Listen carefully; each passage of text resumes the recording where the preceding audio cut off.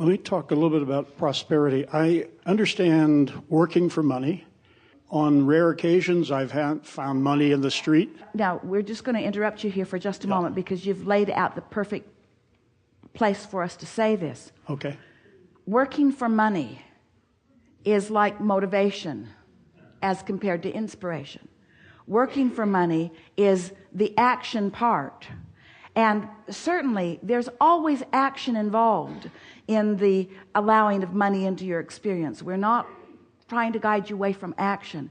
If the emphasis is on the energy work, the alignment work, the wobble-free work, and then the inspired action, then that's a whole different thing than working for money. So in terms of ways that money can come to you, prosperity, so there's working for money or even inspired working for money. See, we like the way this conversation's going already, and we want to head it off. We like it so much.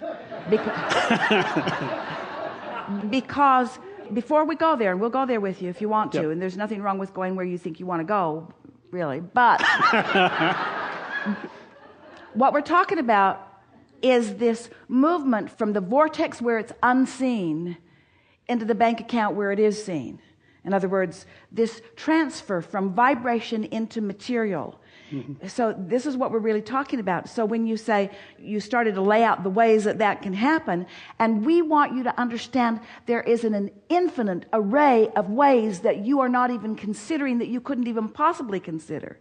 In other words, at best, you can make a bulky general list, but when you get tuned into this and the ideas start flowing, the flow of energy and the flow of economics, the flow of prosperity, unlimited resources.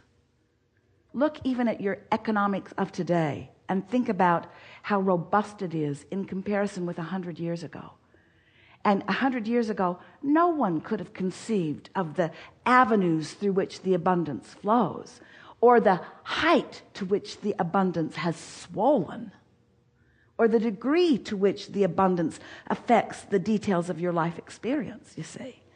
So let's not make a puny little list. Let's just call it unlimited and open ourselves to the ideas that are ripe for the plucking now. I guess my question is, in other words, I was going down a list of things that sort of fit inside my rational mind and my ability to conceive. Because you can equate the action with the receiving. Right. Yeah. So I'm asking about how to open myself up more, be more receptive to unseen and by saying things magical like, things. There are way more ways than I can think of right now. And putting myself in a corner where I lay out 5 things is limiting. I'm not going to do that anymore. I'm going to accept the unlimitedness of it. I'm going to accept the ripeness of ideas that I'm about to receive. It's hard for a doer, isn't it? Yes. It's hard for somebody who's used to just getting in and doing it. And it's annoying when you do and others don't do. It's just annoying when you do and others don't do. But those who are really doing aren't doing. Those that are really receiving have got this vibrational flow going. Now just answer this as you believe it to be. There's only a slight trap here for you. But answer this as you believe it to be. Do you believe that currently your prosperity, and we're talking about financial prosperity, do you believe right now that your financial prosperity is tied to your action? Well, you know the right answer, and everybody else was just quiet. Because most of you would say, well, this is how I earn my living. I exchange this action for this income. And so let us lay the trap a little tighter for you. If you stopped doing today what you've been doing, would your money flow tomorrow the way it's been flowing? Is there anybody out there? If you didn't go to work tomorrow, would your money flow? And if you didn't go to work tomorrow, for those of you who, if you don't go to work tomorrow and don't do what you usually do, and your money doesn't flow, then what? Then what? In other words, does your money feel dependent on your action? So, Thank you for being honest. Well, for most, that's normal in your economy of today, isn't it? That you have trained yourself or been hired to do something in exchange, or you've positioned yourself to do something in exchange. Economics is about that, isn't it? It's about providing service for one another. Aren't your economics all about your interaction with each other? Here's another question for you. If there was no one else on the planet, would your business or means of making money be necessary?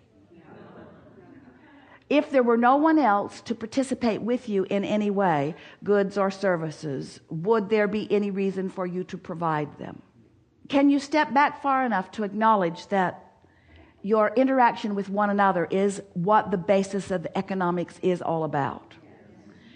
Can you step far enough back to acknowledge that economy rests on, rides on, depends on, at the basis of is serving one another in some way? Do you believe that the ways to serve one another have all been figured out? No. Do you believe that there are desires in the ethers, on the minds, the lips, the hopes and dreams of the masses that are still to be discovered? Do you believe that you have the ability to position yourself as you choose to be the beneficiary of the satisfaction of serving others? We tricked you, didn't we? Because what we want you to embrace first is that your economics and how they flow to you are about the energy that you are flowing outward to others. In other words, it's what you're offering, what you're receiving and what you're offering are the same. They are vibrationally equivalent. And if you can think in terms of the service that you're offering, now we offer that word carefully because you misunderstand it every time someone uses the word. But in this conversation that we're having, where we've agreed that economics is all about serving one another, in other words, it's what it all is, then as you acknowledge that your contribution, what you are offering to this mix, is of value to others, once you go there, now your understanding of economics is in a whole new place that can serve you in a whole new way. So now we'll ask you, are you there yet? Do you acknowledge that it is your service to others? So now, in what ways do you serve? You were going to make a short list a little while ago, but in what ways do you serve others? You serve others by getting energy flowing.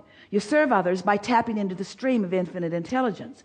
You serve others by tuning in, tapping in to the frequency, this high power frequency. You serve others by understanding the path of least resistance. You serve others by being wobble free. You serve others by tapping in, not just to infinite intelligence, but to infinite prosperity, to infinite abundance of energy, to infinite ideas. If you're serving others, then isn't it the idea that really is at the basis of most service, you see?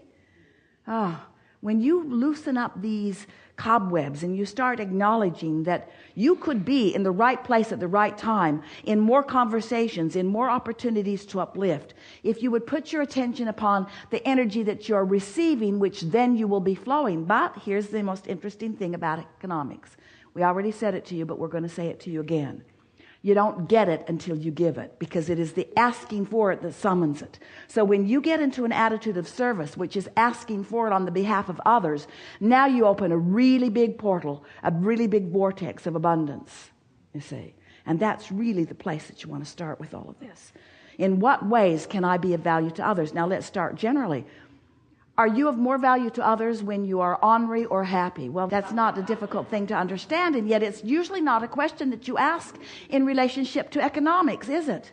Because you're thinking in terms of your action, not in terms of your attitude. But your attitude, your mood, your vibration is everything in terms of what you receive and in terms of what you give, you see. So if you're thinking in terms of being the portal through which all of this flows, do you acknowledge that the world is out there asking?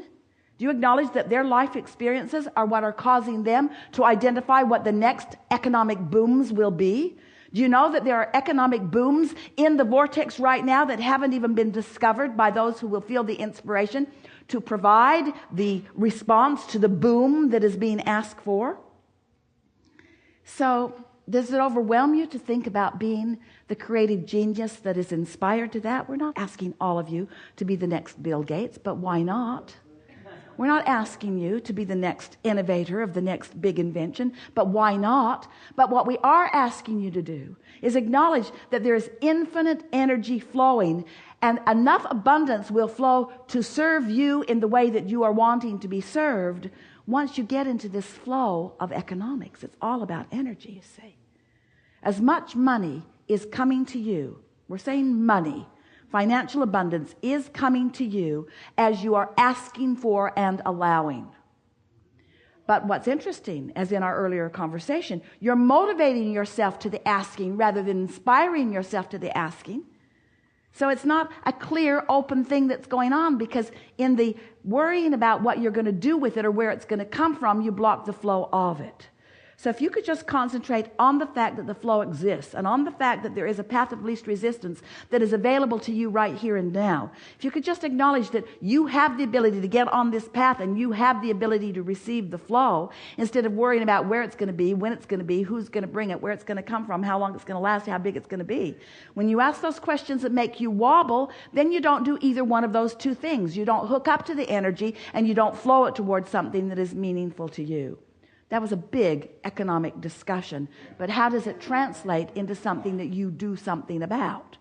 It doesn't translate into how you do something about it. It translates into how you feel about money.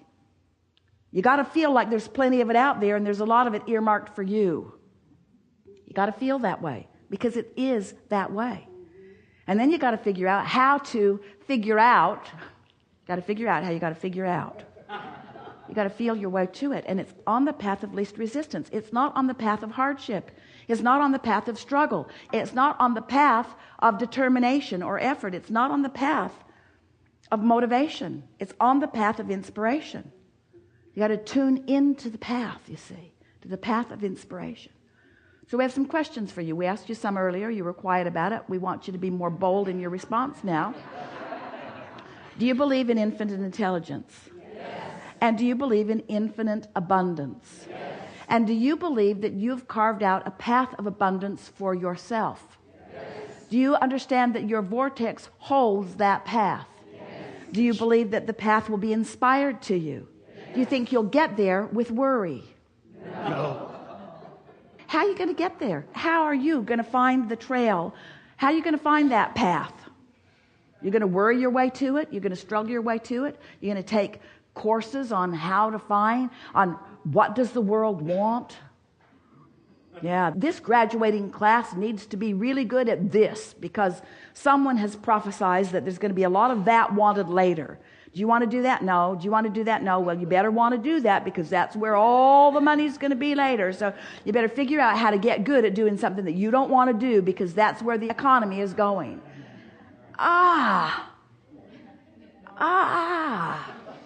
What do you want to do? What do you want to do? You've lived long enough. None of you were born yesterday. What do you want to do? What do you like to do? Do you believe that you can serve doing something that's fun to do? Do you believe that you can find satisfaction in what you do? Do you believe that you know what some of those things are? Do you believe that they're queued up and in your vortex already? Do you believe that there's a path already laid out for you that you're just reaching for the inspiration to? Yes. Yeah. So how do you find that path? This is the question of all questions. How do you find the path? Think about it. Do do do do do do do do do.